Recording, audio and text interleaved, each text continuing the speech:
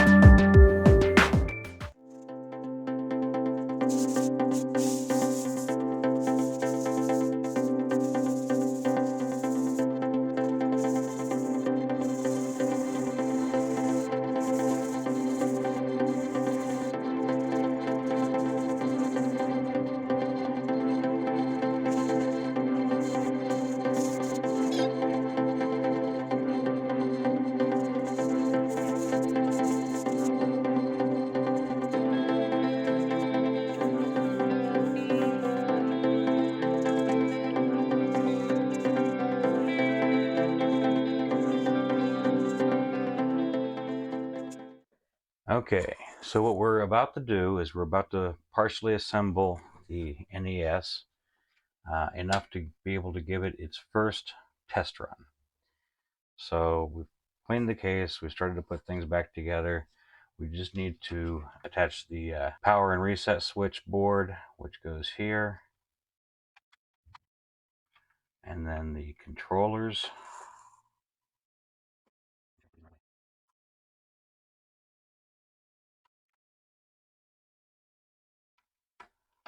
Okay, there are the controllers and the switches.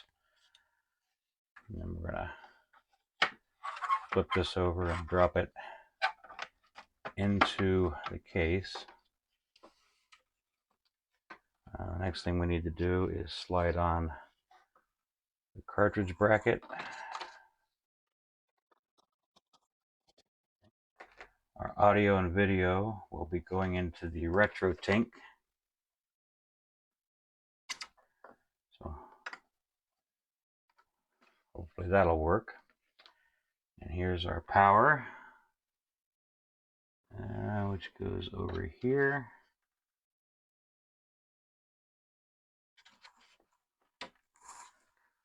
Okay. Cartridge, I have this Super Mario Brothers and Duck Hunt cartridge. I'm going to slide that into place. Lock it down. And then we're going to see what we get. Here we go. Oh, red flashing light. That is the lockout chip. So what do we get without a cartridge, I wonder?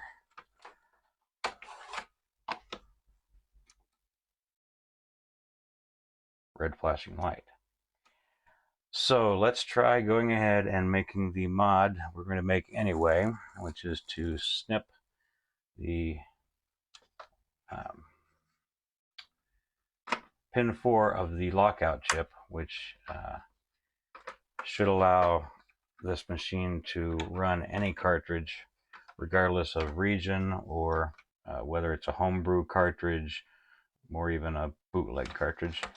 So what we're going to do, you should be able to see here, this here is the lockout chip. Here's the notch on this end. We're going to count 4 pins in and we're going to snip that pin. and that's going to disable the lockout, the 10 NES, tennis, the CIC function. Make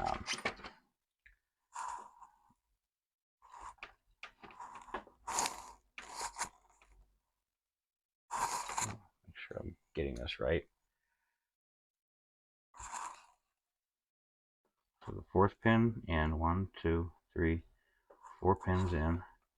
And we're just going to snip it. Now, if we ever wanted to put this back, it's as simple as just blobbing a drop of solder on there. So there is the pin snipped, and I'm just going to pull this away to make sure it doesn't make contact.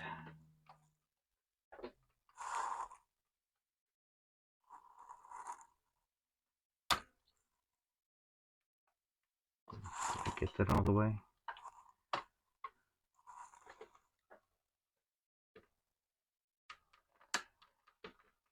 Yeah. So pin 4 is now definitely snipped. So let's flip her back over.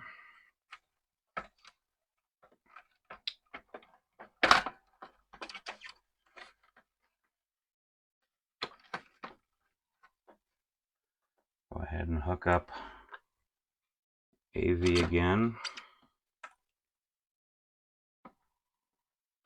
And our power supply.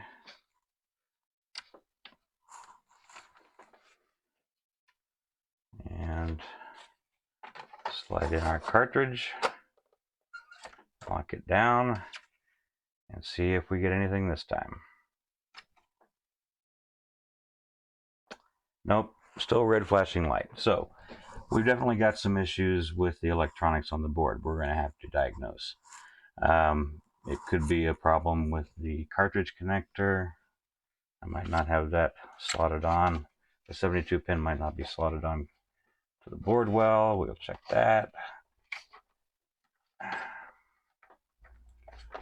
ahead and pull the cartridge out and take a look at our 72 pin connector and see what we're getting in there.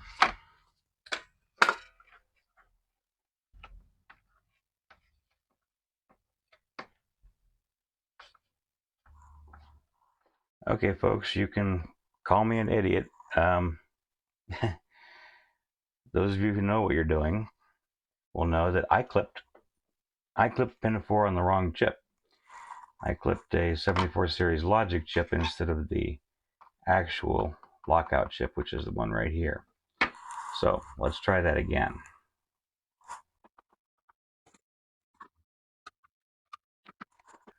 There. That should be the lockout. That's the lockout chip this time. I leave in these mistakes to let you know that even those of us who do this more often still screw things up. So there we go. Now let's try putting this back together again and see what we get.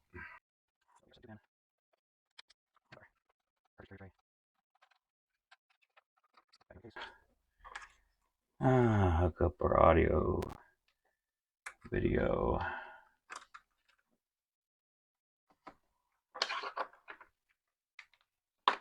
and power.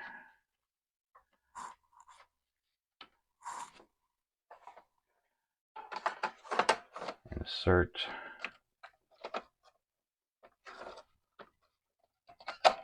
cartridge.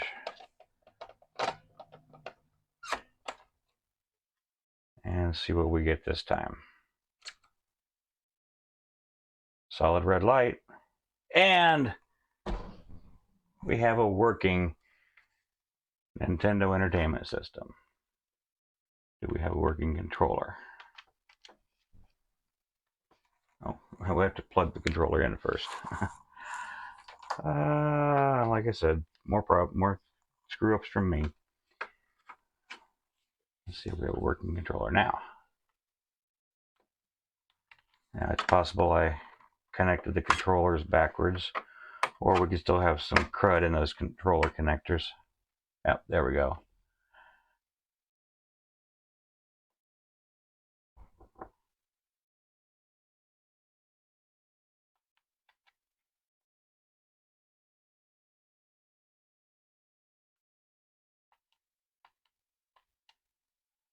I'm not getting any audio, so I'm not sure what's going on there.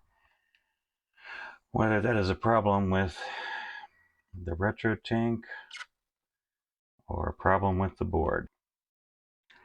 So I've got to reverse the controllers, and I need to figure out what's going on with our audio.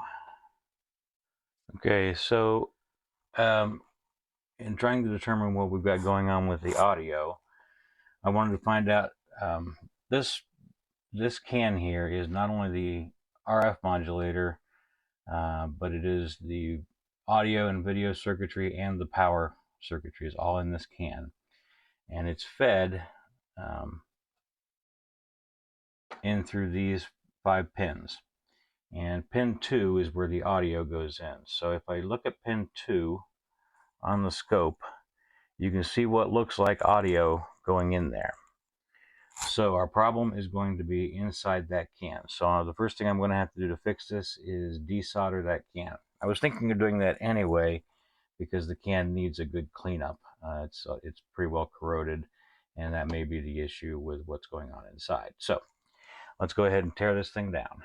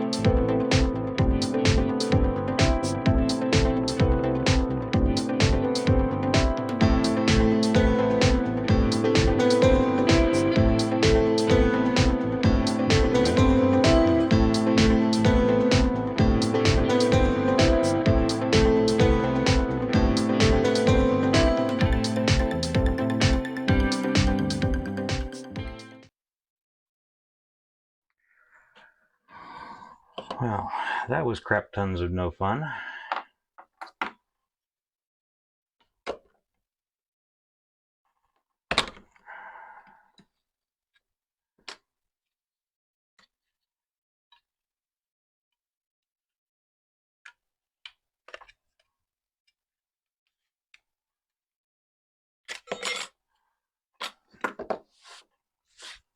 Whew.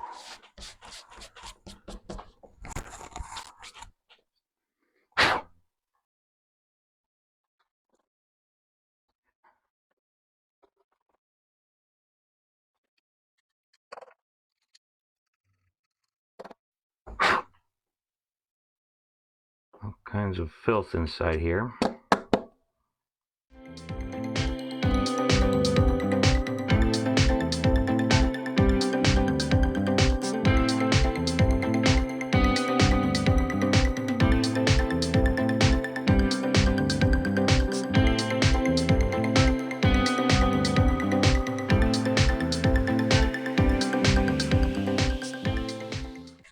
All kinds of leftover flux on the bottom of this board. I'm trying to clean up so I can see if there's any actual issues.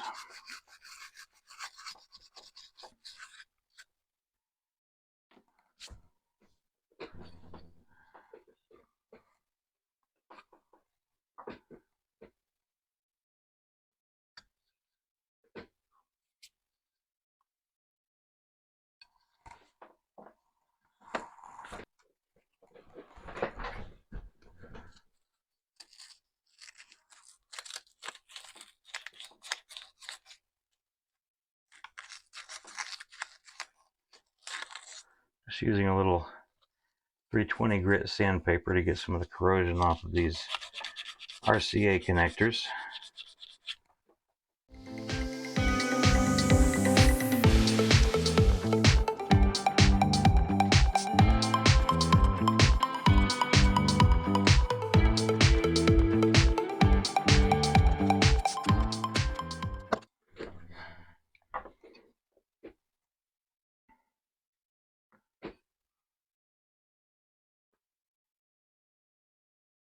Now, a problem here, I don't know if you'll be able to see this, but there is a transistor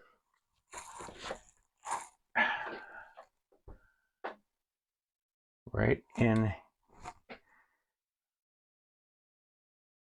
here that is Q4.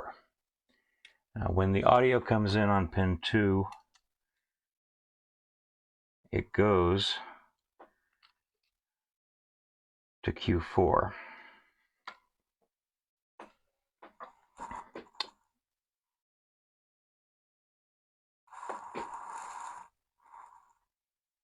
And I'm concerned that Q4 is the issue. So I think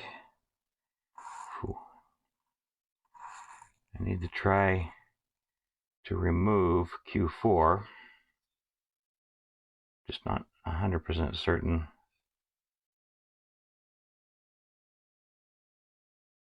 Let's see.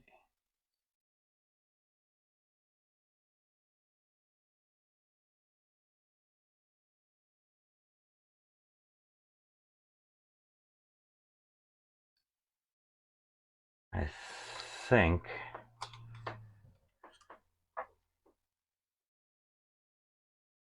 these 3 pins here are Q4.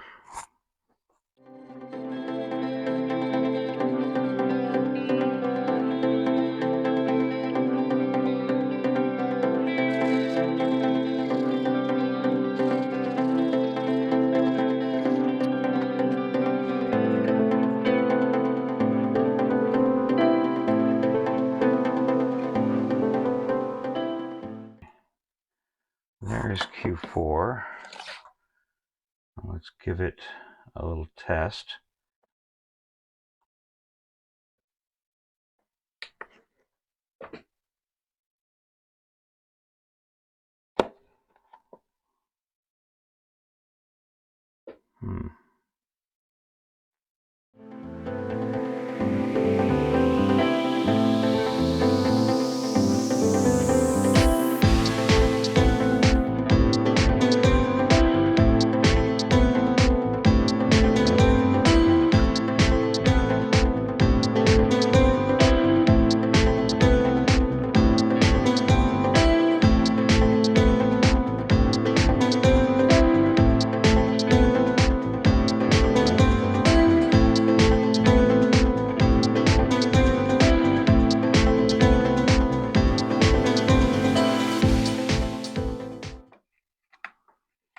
For now, I'm just going to tack in the connection pins and leave the mounting pins undone in case that doesn't do the job.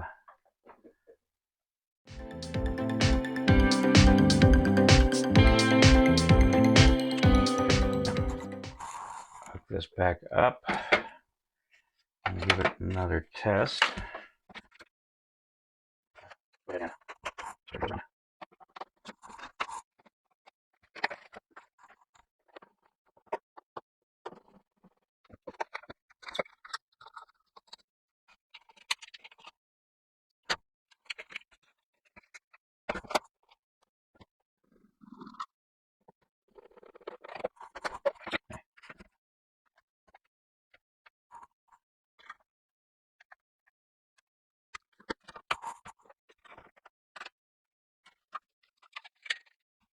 All right.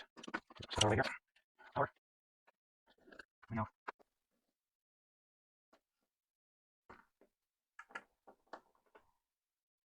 Audio. Wake up the monitor. And the cartridge.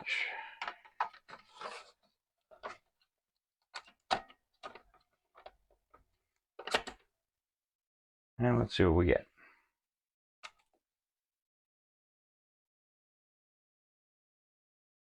Oh, controller.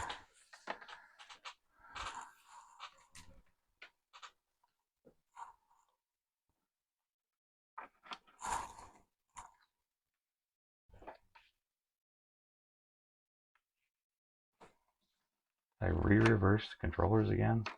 That would be stupid. Oh, I did. But on the plus side, it does sound like we have audio now.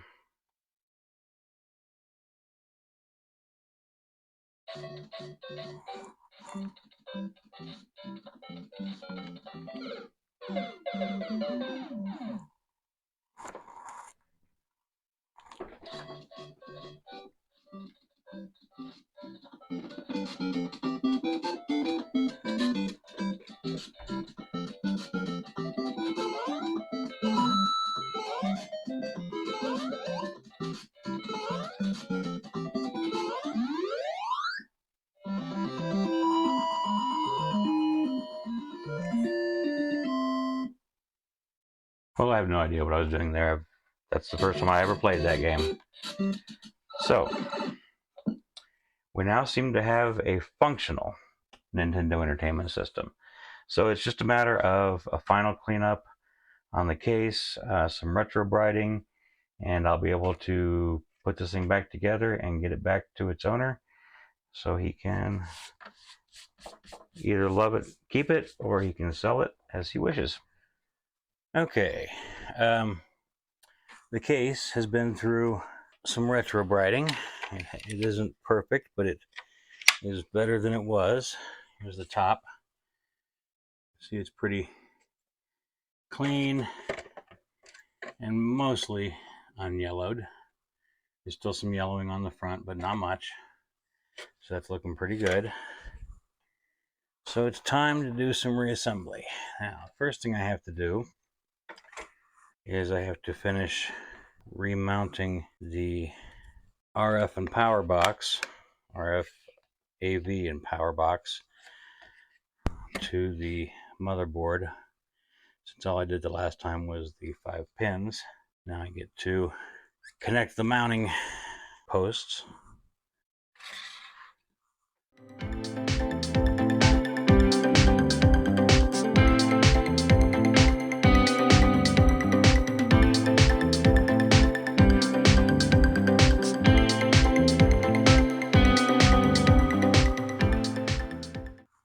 There. Okay. Now, while that cools for a moment, I can start reassembling the bottom part of the case. First, we need the power and reset switches. The power button and reset button also went through the retro bright process, so they're looking a little better. Okay.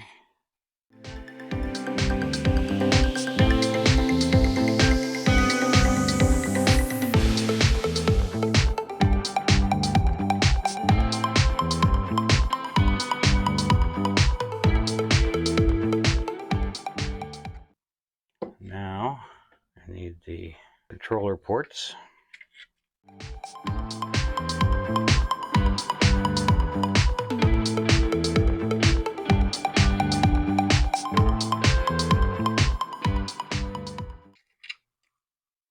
There's the base largely reassembled. Now we need to put the bottom shell back on the motherboard.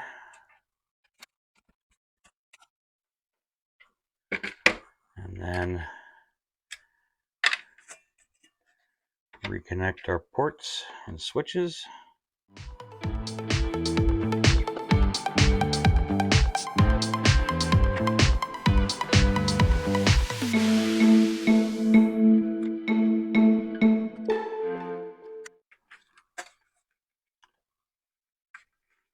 Route our wires around the posts so that they stay out of the way. And then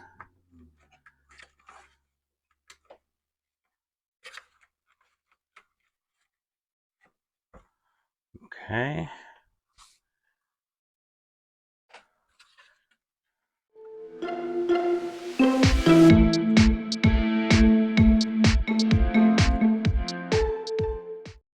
Always remembering that the longer, the 5/8 inch screws go into the second hole here.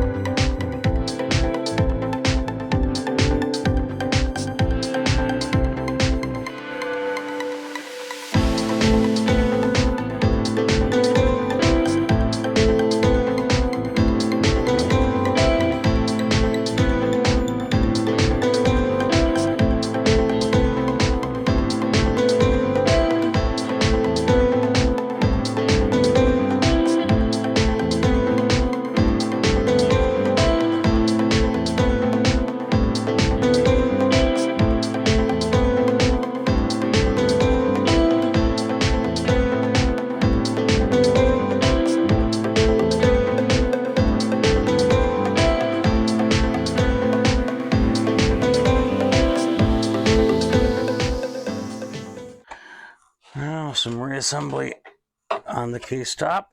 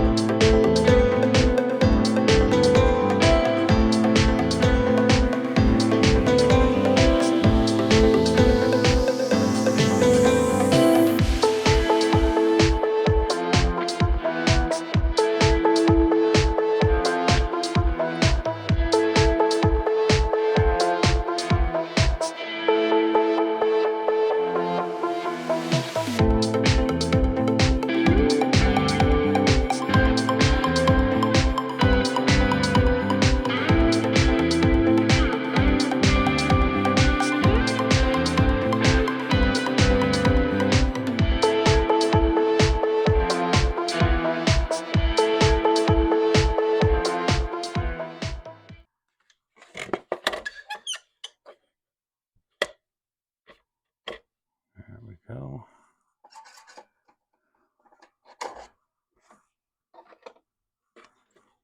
Now,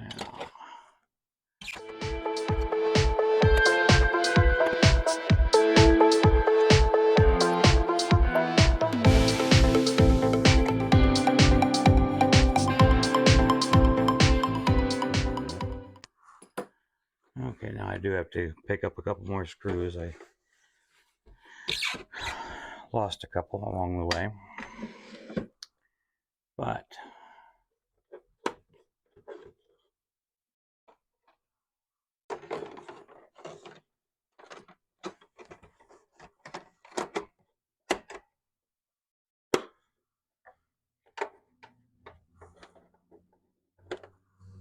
give this a test.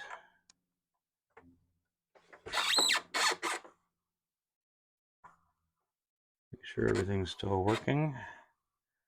The controller.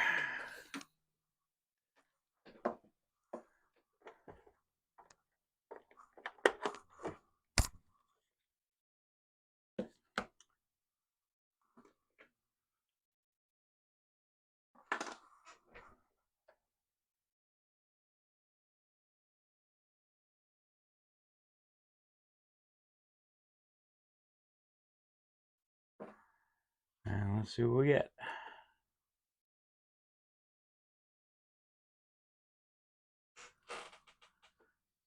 Alrighty.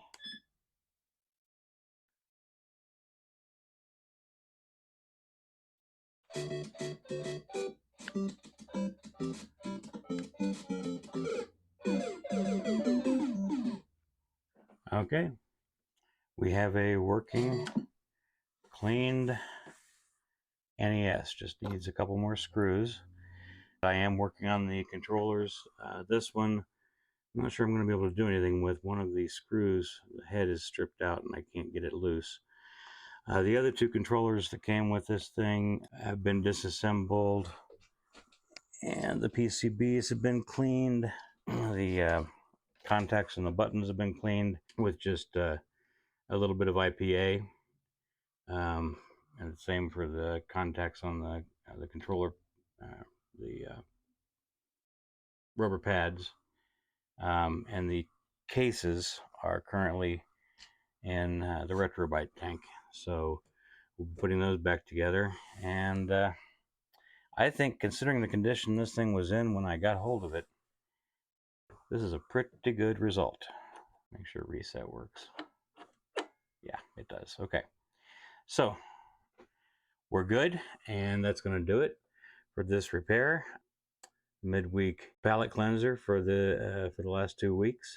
If you enjoyed the video, please give it a like. Leave me comments, anything I did wrong, anything you appreciated in what I did. I always love the comments, good or bad. I love the interaction with the community. If you haven't already, please subscribe to my channel. Click the notification bell so that you get notified when I release new videos. And be safe, be well, and we'll talk to you next time. Thank you very much.